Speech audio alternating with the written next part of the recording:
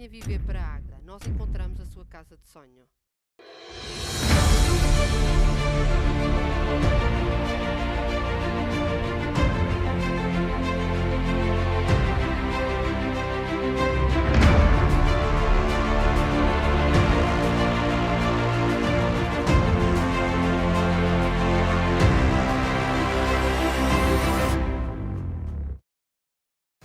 Boa noite.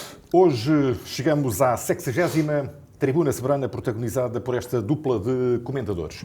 Num tempo em que as restrições, o teletrabalho e os testes para quase tudo farão parte do cotidiano dos portugueses nas próximas semanas. As novas medidas para o Natal e Ano Novo foram anunciadas esta semana pelo Primeiro-Ministro, António Costa, e as cautelas são evidentes. Em Águeda, os números da pandemia são preocupantes. Vamos às notas iniciais. Dr. Paulo Matos, boa noite. Boa noite, Jorge. Boa noite, Gil. Boa noite.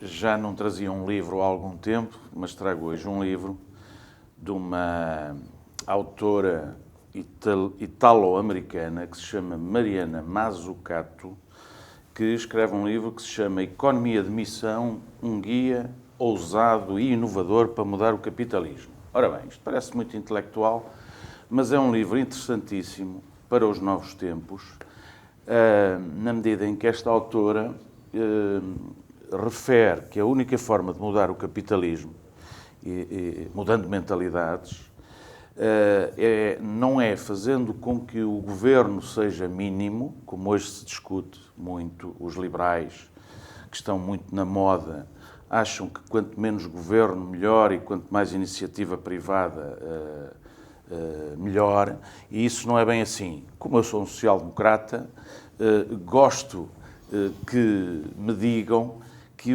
a única forma de mudar as mentalidades e de fazer com que no capitalismo os lucros efetivamente sejam reinvestidos na economia é fazer participar o governo no investimento. Portanto, nós hoje, o debate, diz esta autora, o debate gira muito sobre a dimensão dos governos, o governo deve ser muito grande ou muito pequeno, a dimensão dos orçamentos, já que estamos em tempo de aprovação do orçamento, das grandes opções do plano e orçamento municipal, também convém aos autarcas que leiam este livro.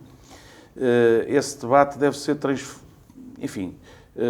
deve ser transformado no debate sobre competências, recursos não financeiros, como formação, conhecimento, redes, organização. Isto é, se o governo ou os governos forem mais organizados, se fizerem participar todos os operadores, as empresas, os cidadãos, nas decisões, os próprios colaboradores, serão governos mais eficientes. Portanto, o debate não é menor governo, é melhor governo, ou melhores governos. E isto aplica-se quer ao nível central, quer ao nível municipal. E acho que é um debate interessante num tempo em que a pandemia também nos ensinou que, se não fosse o Estado com alguma intervenção, e nomeadamente nos países onde havia mais alguma preparação para lutar contra a pandemia, porque eu acho que nós, os governos, os Estados, não estavam preparados para lidar com a economia, exatamente porque não estão organizados. Nós não trabalhamos pouco na prevenção, gerimos muito o dia a dia e não fazemos participar todos os agentes económicos e os cidadãos. Não é um Estado para distribuir subsídios, diz ela. Não é um Estado para constantemente dar benesses às pessoas ou as pessoas estarem à espera que o Estado resolva os problemas por elas. E, portanto, ou um Estado que permanentemente dê garantias às pessoas de que tudo vai ser resolvido. Isto tem a ver com os tempos que corremos, as lutas contra as alterações climáticas, etc. Não se pode esperar que sejam os governos a tratar disso sozinhos. Isto aplica-se a todos os setores da economia. Ela explica isto muito bem e por isso é que diz que os governos devem ter uma missão que envolva toda a sociedade. E qual foi o exemplo que ela trouxe à colação. Quando fomos à Lua, quando o homem foi à Lua nos anos 70, toda a economia participou dessa missão. Bem sei que há agora novos projetos para ir a Marte e para ir a outros objetivos espaciais, mas isso não é uma abstração. Portanto, nós, se traçarmos uma missão, mesmo em termos locais, aqui as autarquias traçarem uma missão que envolva toda a sociedade, todas as empresas, as escolas, a educação, é claro que isto implica que toda a gente esteja envolvida. E num tempo em que estamos todos em rede, ou estamos todos comunicáveis uns com os outros, acho que faz todo o sentido. Portanto, não é Estado mínimo nem Estado máximo. É um Estado que participe na economia, que crie mercados e não apenas tenha como missão reparar as falhas de mercado, porque isso é o liberalismo, mas também não é um Estado que seja dono totalmente da economia e que não dê espaço de liberdade à iniciativa privada. Portanto, está aqui um livro interessante para início de ano, para quem quiser oferecer, enfim, aos seus familiares, Uma Economia de Missão, da Mariana Mazzucato. Fica aqui a minha sugestão. Muito bem. Dr. Gil Nadais, boa noite. Boa noite, Jorge. Boa noite, Paulo. Boa noite a todos aqueles que nos veem e ouvem. Eu iria fazer alguns comentários sobre este livro e aquilo que o Paulo diz e dar a minha opinião também, que, efetivamente, um governo pequenino ou um governo grande, acho que não... Não é o debate. Não é o debate. O debate é um governo adequado para responder às necessidades.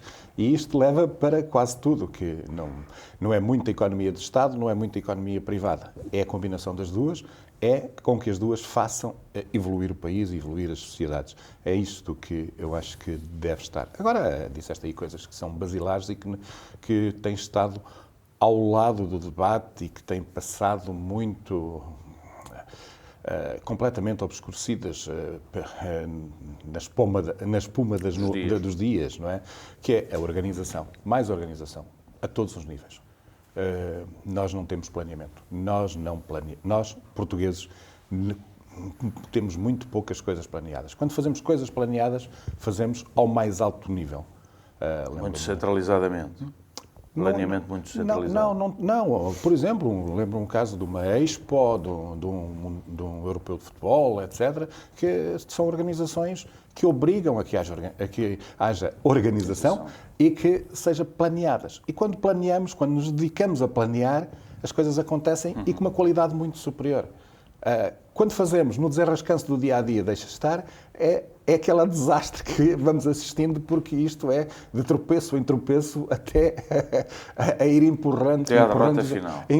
Eu não diria tanto, não estou tão negativo, mas pronto, nós dificultamos a nossa própria vida com a falta de programação. Em muitas das nossas atividades e mesmo no país, isso nota-se porque não há um desígnio, não há um projeto, embora o projeto de colocar o homem na Lua foi um e único, acho eu, que quase poderá ser irrepetível, porque juntar muitos no mesmo projeto não é fácil. Não é? Agora, aquilo que tem de haver, obviamente, é estimular a participação das pessoas no debate. E isso deve fazer parte do dia-a-dia das organizações, tanto governamentais como locais, políticas, só que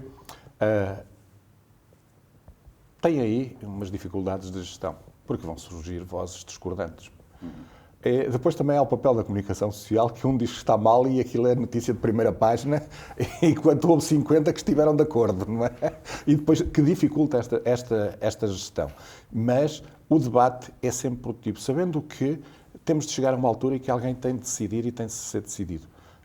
Algumas vezes não é pela maioria, mas alguém tem de decidir. Bem, e depois, eu acho que esse livro está, por aquilo que disseste, está eivado de bom senso, não é? Porque, na realidade, mais do que nós precisamos de um clique de vez em quando, mas depois o que é preciso é bom senso para fazer a gestão, tanto seja a que nível for. E eu passo então ao meu assunto de abertura e queria dar os parabéns à Câmara Municipal por mais um prémio que recebeu de município do ano.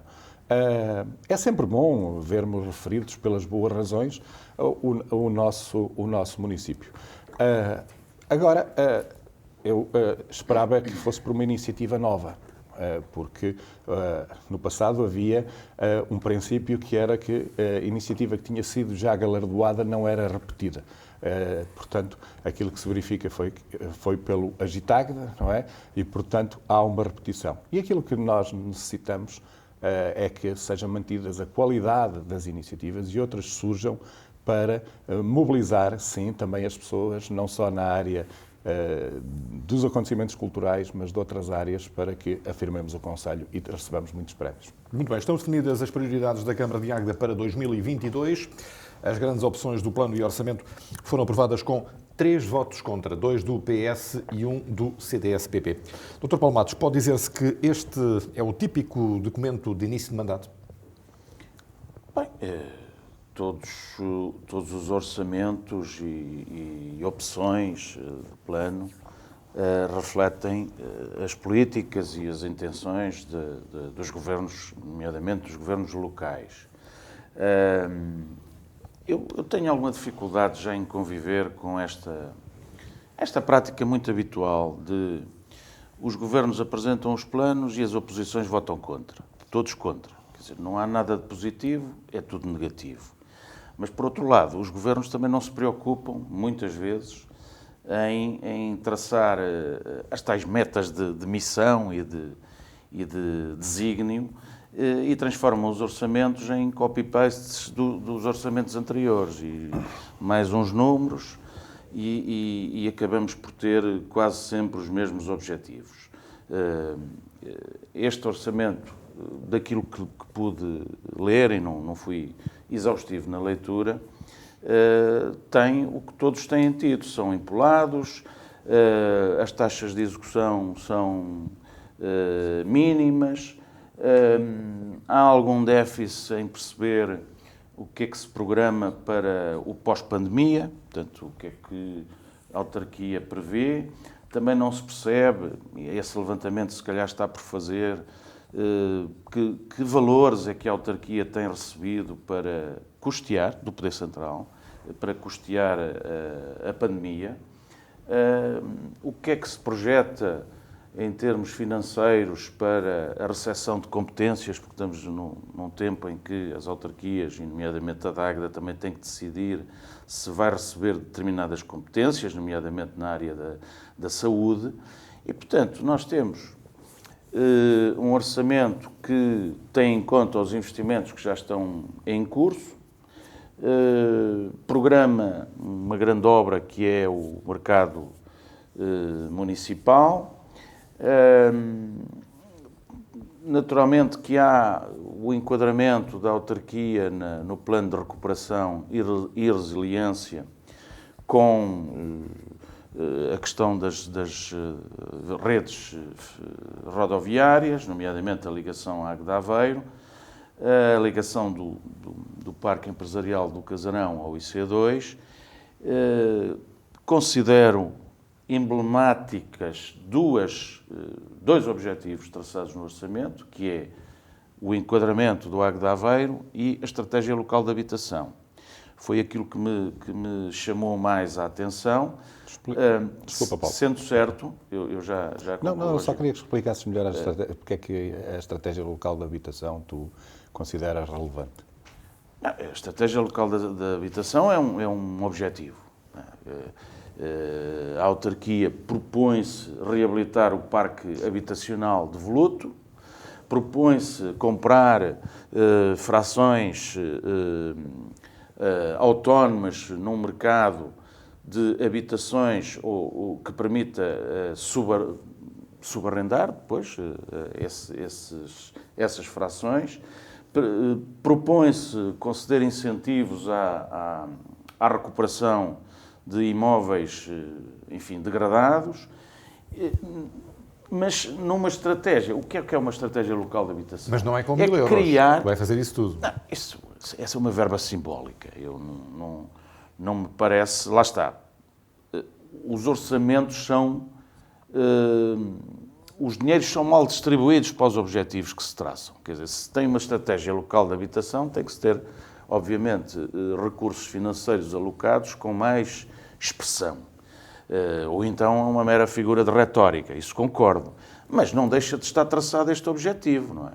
E que é um objetivo que está correlacionado com as ligações rodoviárias. Portanto, se nós não tivermos bons acessos, nós não somos capazes de fixar populações. E nós não somos capazes de fixar populações se nós não tivermos uma estratégia local de habitação. Portanto, estes dois temas andam interligados e, vamos lá ver, também acho que uma estratégia local de habitação é um objetivo plurianual, não é algo que seja para concretizar neste ano. Quer dizer, há um início de estratégia contemplado já no orçamento. Penso eu que está a ser trabalhado dessa forma. Não é por se pôr uma grande verba, lá estamos nós a discutir orçamentos, na linha do que eu falava sobre o livro que apresentei. O tema não é orçamentos, o tema é saber se nós temos a capacidade para gerar esta estratégia local de habitação em objetivos integrados. Quer dizer, uma estratégia local de habitação só porque sim, não faz sentido. Ela é também direcionada às pessoas mais carenciadas, porque uma estratégia local de habitação...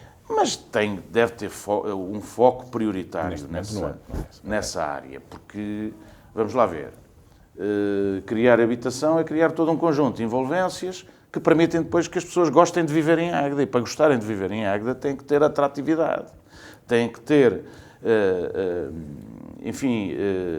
regeneração urbana, tem que ter os centros das freguesias reabilitados, e o grosso do orçamento vai para aí, daquilo que eu li, não é?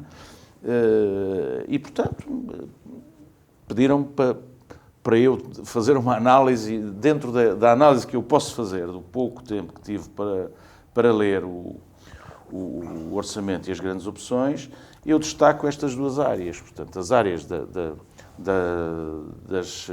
dos acessos, plano de recuperação e resiliência, e aproveitamento dessas fileiras, digamos, ou dessas linhas estratégicas para criar uma estratégia local de habitação. É evidente que é criticável não se dar um sinal claro de que isso é realmente uma aposta, mas se for uma questão de verbas, também isso resolve-se. Bom, na ligação Águeda-Aveiro... O sinal que é dado é claro. Claro. 40 milhões de euros sim. Para a obra, embora a Câmara de Águeda tenha incluído uma verba de cerca de 20 milhões de euros até 2025. 2025, penso eu. 21 milhões até 2025. Exatamente. Portanto, são bons sinais. Aí o sinal é claro. Mas, obviamente, que as oposições aproveitam naturalmente para fazerem o seu papel, que é criticar. Não tenho visto... É a grande alternativa, não é? A apresentação de alternativas, porque este hábito de fazer oposição criticando tudo, ou votando contra porque sim, eu nesse aspecto até devo elogiar o Partido Socialista, e podemos mais à frente... começou bem a oposição em Águeda do Partido Socialista. O CDS não existe, praticamente... mas penso que o Partido Socialista tem-se apresentado de forma até positiva, neste caso, votando contra o orçamento, porque certamente terá uma visão mais dirigista do que deve ser um orçamento municipal. Dr. Gil Nogueira. E começando pelas últimas palavras do Paulo, aquilo que houve foi uma ignorância total das propostas apresentadas pelo Partido Socialista, e quem está na Câmara tem o direito de o fazer, mas eram propostas muito na área social, do apoio às famílias, do apoio às pessoas, que foram completamente olvidadas, foram esquecidas completamente. E, portanto, nessa consequência, penso que entendo o voto contra. A primeira palavra tem a ver com o orçamento. E para isto, eu por acaso tive acesso às receitas do mês a 30 de novembro da Câmara Municipal de Águeda, que se cifravam em 27 milhões de euros. Um bocadito mais, à volta, pouco mais de 27, não chegava aos 28 milhões de euros. Ora, nós temos um orçamento de 47 milhões. Mais dos 50. Ok? Cerca de 49. Cerca de 49. Então, estão a ver a discrepância que existe aqui. E a pergunta logo que se faz é: o que é que não se vai fazer? O que é que já se sabe à partida que não se vai fazer? Porque está... É um empolamento de 50%. Depois, aquilo que transparece do orçamento e da introdução é panfletário. Ou seja, nós somos os maiores, isto aqui está tudo bem e vamos fazer aqui tudo e mais alguma coisa. Okay? O que depois a realidade não vem trazer isso. E depois também se nota que não existe efetivamente uma aposta clara. Aposta-se em tudo e quando se aposta em tudo não temos uma aposta verdadeiramente em nada. Obviamente que teremos a ligação à Águeda-Aveiro, porque o dinheiro vem do PRR. Eu espero que consigam fazer os projetos a tempo para ir buscar esse dinheiro. Tem a ligação do PEC ao IC2, que estamos a falar, portanto, ali na ligação na Cerâmica do Alto, e que, portanto, espero que também façam os projetos a tempo, embora estes para aqui haja mais tempo para a obra é mais curta e será mais fácil de fazer. Agora, o resto, não vejo nada de inovador neste plano, nem uma ideia, um fio condutor. Quando a estratégia local de habitação é apresentada, que já anda para ser feita há não sei quantos anos, aquilo que nós assistimos neste momento é municípios a fazerem contratos para a construção de habitação. Nós estamos a pensar como é que vamos fazer a estratégia. O que é que vai acontecer? É que aqueles fundos que existem para pagamento das casas a 100%, que têm um número limitado, quando lá chegarmos, quando tivermos a estratégia, é capaz de já não haver. Isto de não andar na frente e não fazer os processos andar, paga-se. E paga-se no desenvolvimento do concelho. Andar à frente, ter projetos, ter fundos para arranjar os fundos para desenvolver o concelho, dá trabalho. Muito trabalho. E o caso que temos na Estratégia Local de Habitação é paradigmático. Eu até não vi, porque não olhei para o orçamento assim, de uma forma muito detalhada, mas aquilo que me chegou ao conhecimento é que, inclusivamente, havia mais dinheiro para um parque de caravanismo do que para a Estratégia Local de Habitação.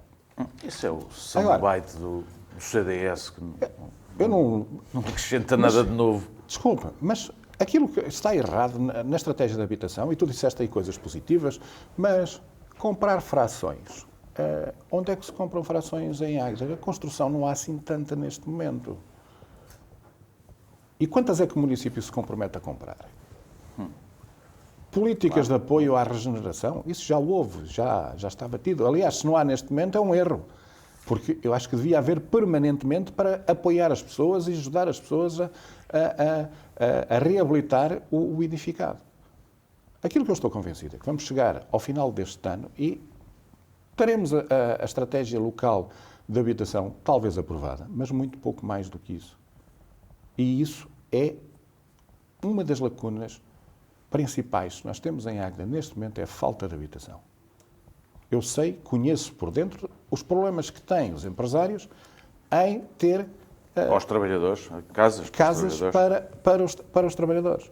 E não é a ligação Águeda-Aveiro, aliás, para mim, e sabendo como está o preço da habitação em Aveiro, aquilo que havia para rentabilizar torná-la mais barata em Águeda.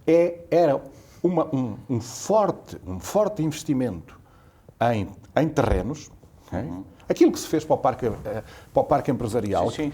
Fazer para a habitação. intervir claramente no mercado, comprar terrenos e disponibilizá-los em condições acessíveis para que surgisse muita habitação em Águeda. Porque as localidades, as cidades e os concelhos valem pelo número de pessoas que têm. E era uma forma de nós estancarmos a perda de população que temos. Porque temos cultura, temos educação, temos desporto, temos turismo.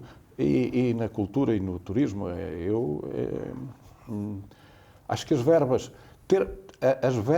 de turismo e cultura são extremamente elevadas. Mais de 2,5 milhões de euros. Aí temos uma aposta grande.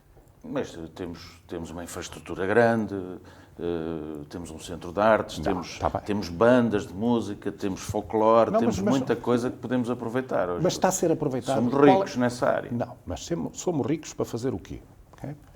Nós temos tido uma muita estratégia gente, para isso? Não, nós temos tido muita gente a vir cá ao fim de semana para ver a iluminação.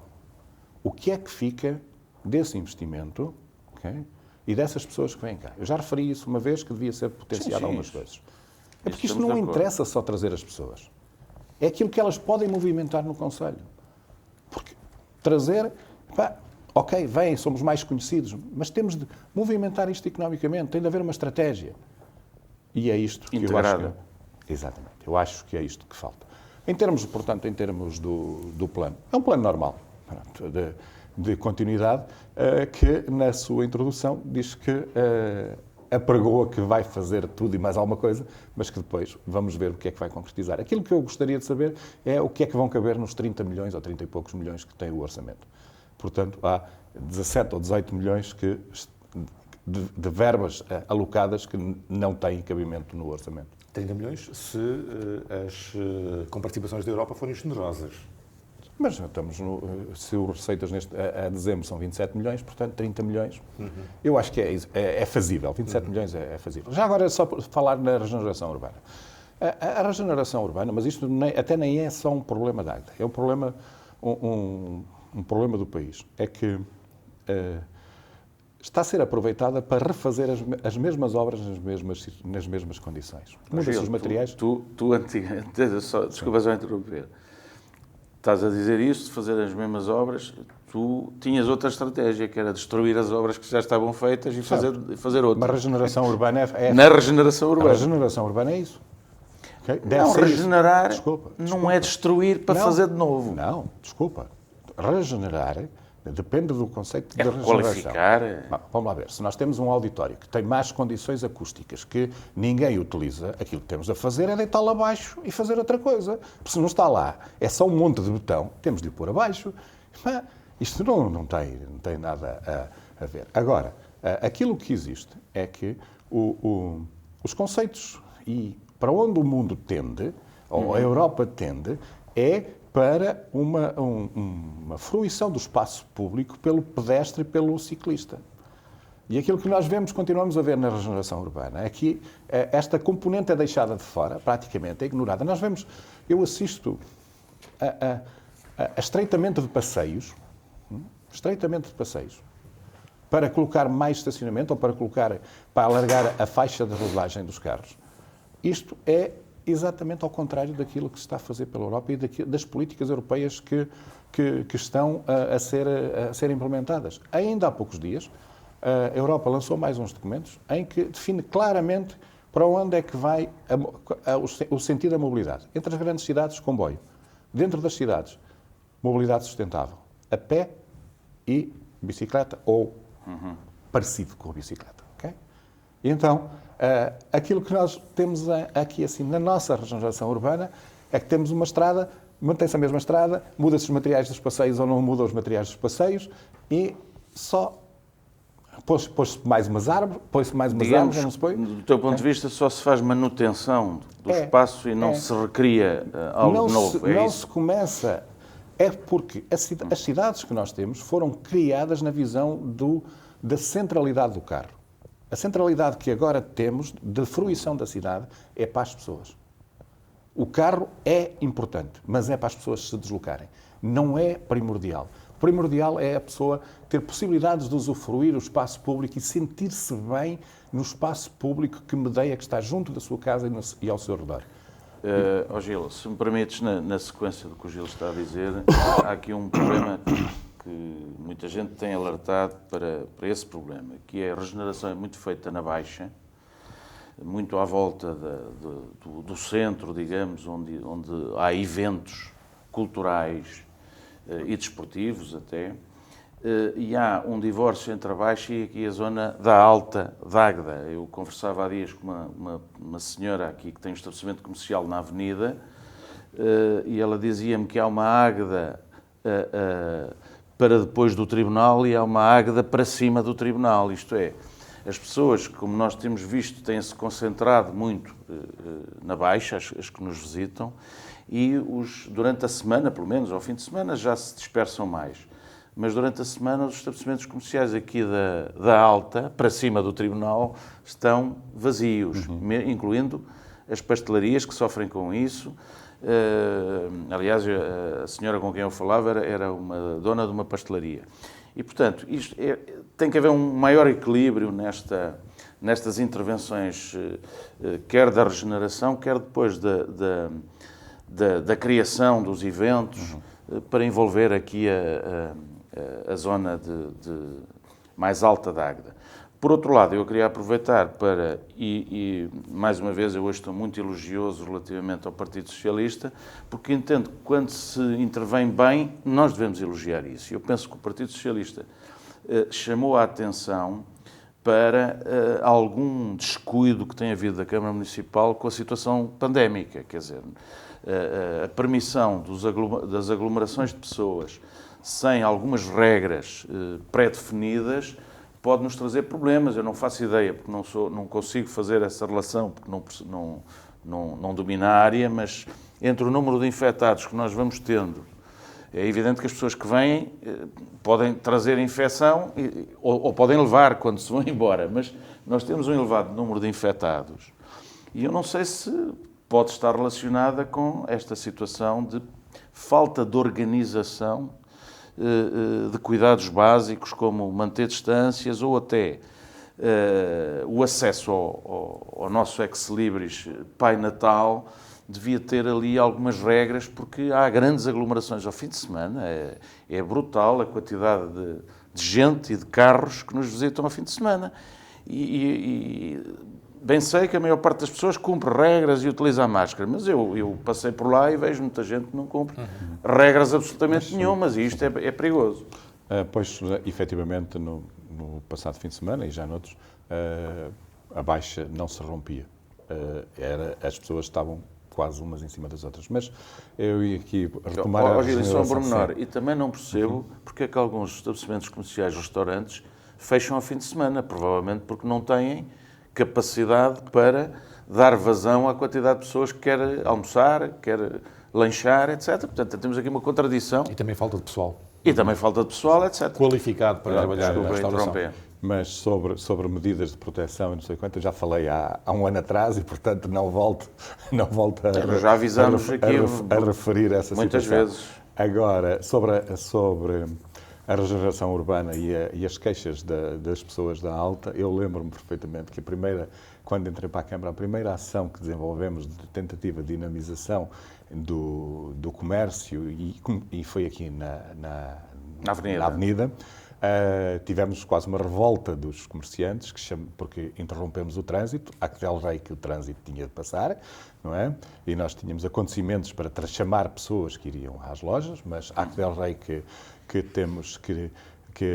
tinham tirado os carros, que não passavam os carros e que, portanto, era muito mau. Teve honras de chamar a televisão, inclusivamente, para postarem as ruas fechadas. Postarem as ruas fechadas, não é? E agora vejo que, efetivamente, talvez quisessem mesmo as ruas fechadas e mais animação. Há uma situação, e isto tem a ver com a morfologia da Águeda, fazer na Baixa e fazer na Alta. Não fazer nos dois lados é complicado, em simultâneo.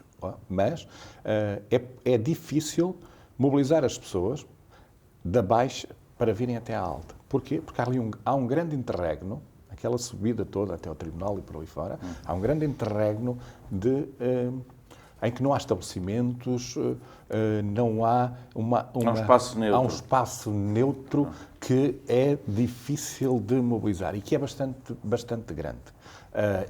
E isto, não estou a desculpar a autarquia, estou a dizer uma realidade que eu senti quando lá estava, porque, efetivamente, a Águeda, devendo ser toda uma, há aqui interstícios que são difíceis e, em termos sociológicos, em termos de mobilidade das pessoas, de as fazer ultrapassar estes espaços neutros que não têm a atratividade de movimentar as pessoas para outro espaço e que até está uma cota superior, geralmente.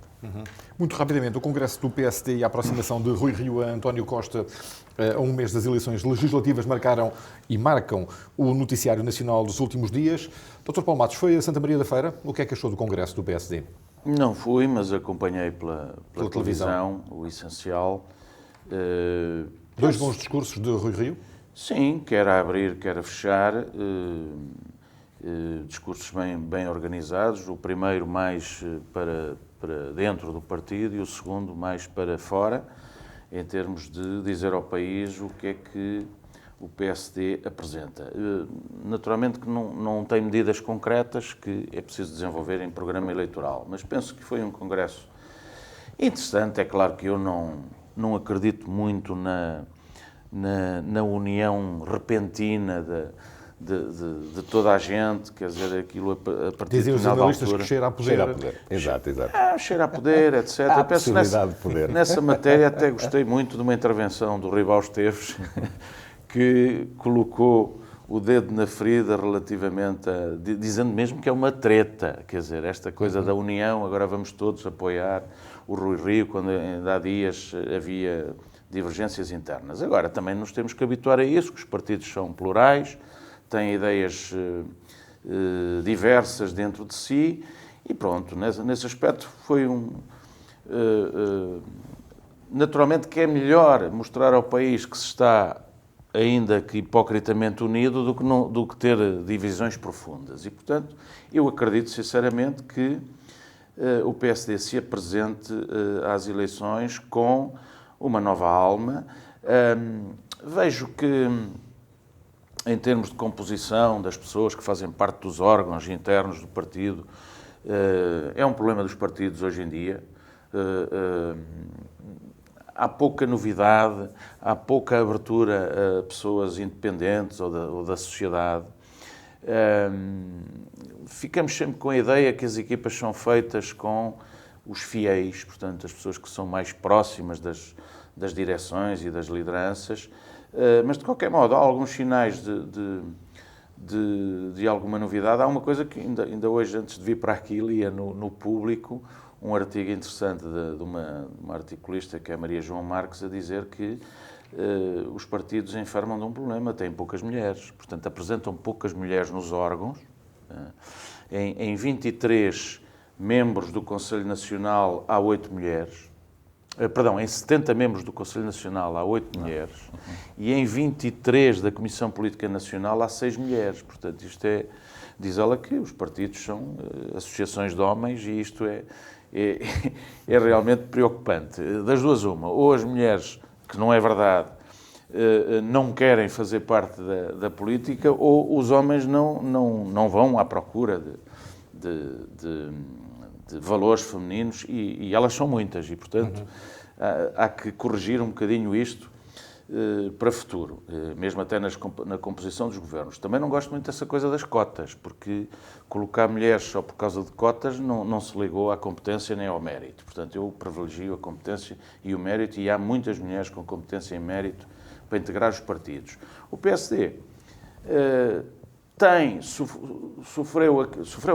recebeu aqui um sopro de alma que pode, e é interessante ver a comunicação social como se muda do dia para a noite, ou da noite para o dia, relativamente aos alinhamentos, não é? Há hoje um reforço, digamos, de possibilidade, mesmo nos média, para o PSD poder inverter a situação. Agora, eu vejo que será muito difícil o PSD ganhar as eleições, porque nós estamos outra vez a sofrer um tempo de aceleração da pandemia.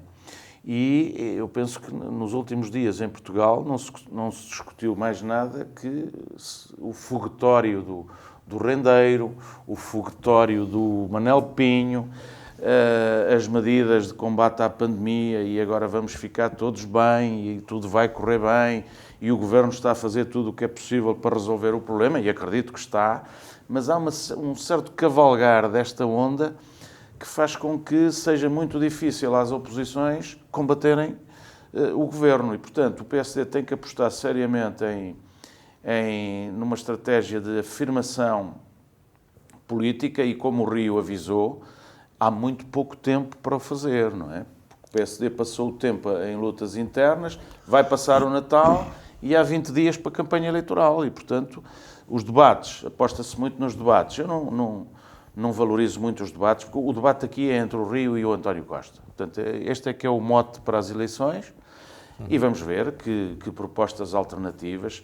Quem está no poder, e o Rio tem dito e com razão, é que tem tendência para o perder, se não for capaz de apresentar grandes novidades. E, portanto, o Rio tem aqui uma possibilidade, que também penso que é a última possibilidade que ele tem de conseguir alguma coisa para o país. Também acho que ele não vai ter, mesmo que perca, não terá uma derrota grande e vai se manter, é um mandato para 2 anos. Estou convencido, mas os partidos são muito voláteis e nunca se sabe. Dr. João Ladaz, o que há a reter deste Congresso do PSD e desta atualidade política nacional?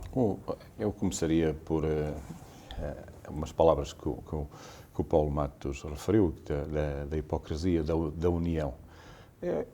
Se é hipócrita, é má.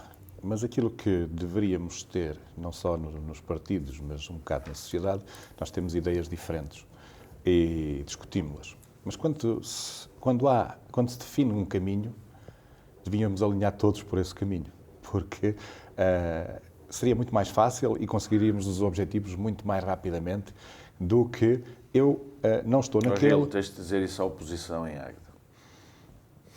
Temos que alinhar todos por um... Depois das eleições, vamos alinhar todos por um caminho. O das missões. Se for o das missões, vamos alinhar todos. Vamos lá ver. Aquilo que eu acho que a reação, e estás a falar do voto do Partido Socialista ao orçamento, aquilo que eu estou convencida é que irão apoiar tudo aquilo que entendem que devem apoiar. Eu entendo que o voto que foi expresso foi por ter sido ignoradas todas as propostas que entendiam fundamentais numa determinada área, que é sobretudo a área social que mexe com as pessoas. Que é onde está a ficar. Eu não dava a concretizar. Estou a dizer que é uma postura. Certo. Mas é uma postura. Tanto quanto eu sei, não tem havido assim tantos votos contra as propostas do Executivo na Câmara Municipal. Mas, acho que isto não temos de ser hipócritas e votar contra aquilo que acreditamos para fazer o favor e para mostrar que estamos todos unidos. Claro que não. Nós temos de saber não vamos torpedear aquilo que os outros estão a fazer. E, portanto, porque aquilo que temos muito em Portugal é que eu não concordo e vou para aqui assim, eu fico ao lado a tentar desfazer aquilo que ele está a fazer. O Rui Rio tem explicado que essa postura não é correta e tem manifestado uma postura de Estado. Exatamente. Isso é o que não... Que ele espera ter votos, eu não sei se terá.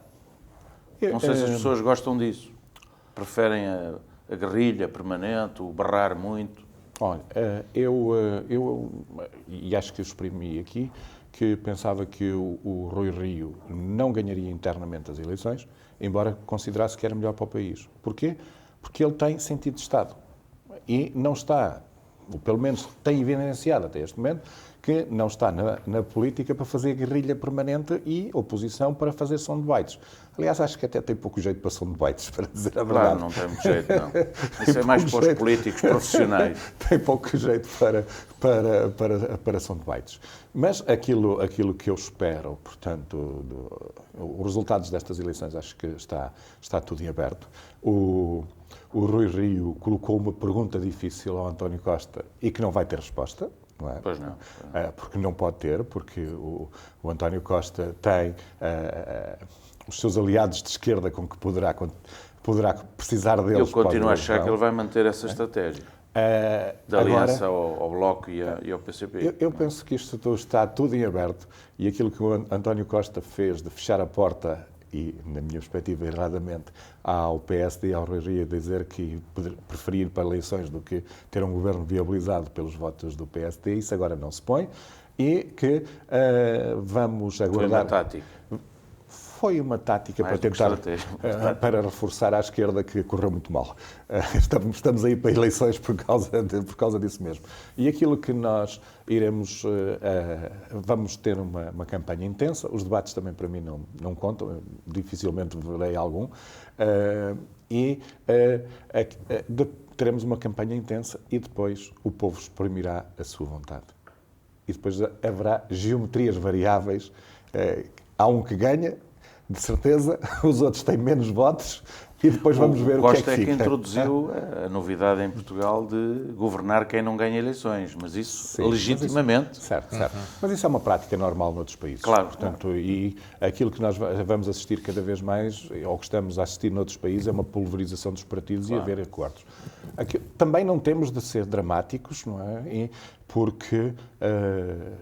se houver coligações, há diferentes modos depois de fazer governo, mas o mais extremo que eu conheço é da Bélgica, é que, para eles encontrarem uma solução governativa, andam mais de um ano a negociar. E na Alemanha andaram vários meses. Pois, mas aí é meses. Na Bélgica foi mais de um ano a negociar. E o país não perdeu por causa disso. Não parou, até cresceu e tudo. Até chegou a determinada altura que se mais valia não continuarem a negociar, porque o país ia de vento em popa sem um governo efetivo. Esta tribuna já leva mais de 3/4 de hora. Vamos muito rapidamente para as notas finais. Uma nota final só para dar os parabéns ao 87º aniversário dos Bombeiros, uma instituição relevante do Conselho e que tem sido bem dirigida e que é fulcral para a proteção civil em Águeda e, portanto, fica aqui esta nota. Dr. Gil Neves. Eu também vou falar dos bombeiros, mas vou falar de uma outra vertente, pois os bombeiros têm recebido da Câmara muitos apoios para obras, viaturas, etc. Mas eu entendo que as obras são importantes, as viaturas são importantes, mas o mais importante aqui, assim, são as pessoas. E os bombeiros, alguns deles, são pessoas que têm vidas difíceis, dificuldades. E já há muitos anos que está um regulamento para ser feito de apoio aos bombeiros para poder ajudar... Ainda não esqueceste o regulamento? Não, eu não esqueci, porque eu acho que é uma injustiça. Acho que é uma injustiça que se está a fazer àquelas pessoas. Ser bombeiro é estar dedicado à causa pública, está ao serviço de todos nós. E a sociedade deve o reconhecer. As instalações são importantes. Ter melhores condições é importante. Mas as pessoas também precisam ter melhores condições em casa e viver melhor. E ter um regulamento que está aprovado há vários anos e que não dá contributos, portanto, não é colocado em prática, acho que é muito mau. É criar expectativas às pessoas e defraudá-las. Tu defendes a revisão do regulamento ou a aplicação do regulamento? Eu defendo a eficácia da ação. Pronto. Aqui, o regulamento, na minha opinião, e já o disse aqui, não tem ponta para onde se lhe pegue. Não faz sentido. Um dos artigos que lá está, por exemplo, é um bombeiro para ser agraciado com uma gratificação, com uma medalha ou com o reconhecimento do seu valor, ter de ir pedir. Isto não faz o mínimo sentido. Mas isto não é o basilar neste momento. Aquilo que está são os apoios que os bombeiros podem receber e que estão sem eles há vários anos. Aquilo que eu defendo é que, ou com este regulamento, ou com alterado rapidamente este regulamento, fizessem um regulamento que fosse efetivamente aplicável, mas que o aplicassem agora retroativamente ao momento em que criaram expectativas que não cumpriram. Porque, devo dizer, passei pelos bombeiros, mas independentemente disso, acho que aqueles homens e aquelas mulheres que passam as noites à espera de um acontecimento que esperamos que não se realize e que estão ao nosso serviço, merecem ser melhor reconhecidos por todos nós. Final da Tribuna Soberana. Já agora, antes de acabar, exato, vamos dar aqui os votos de um bom Natal, não é? Também. Eu queria desejar um bom Natal a todos, não é? E um ótimo, já que não estamos cá até um ótimo 2022, uma ótima passagem de ano, portanto, para todos aqueles que nos ouvem e veem. Subscrevo as palavras do Gil, desejando bom Natal e feliz ano novo a todos os que têm a paciência de nos ouvir, e também os mesmos votos para as outras duplas que aqui fazem a Tribuna Soberana e que estão são pessoas que têm demonstrado grande sentido cívico e grande pluralismo de opinião. Muito bem. Bom Natal também para os dois e boas entradas no novo ano de 2022. Obrigado. A Tribuna Soberana regressa à Soberania TV na próxima quinta-feira, dia 30, com os comentadores Ana Rita Carlos e Júlio Bolreira, para a última edição do ano. Boa noite, bom Natal, bom fim de semana.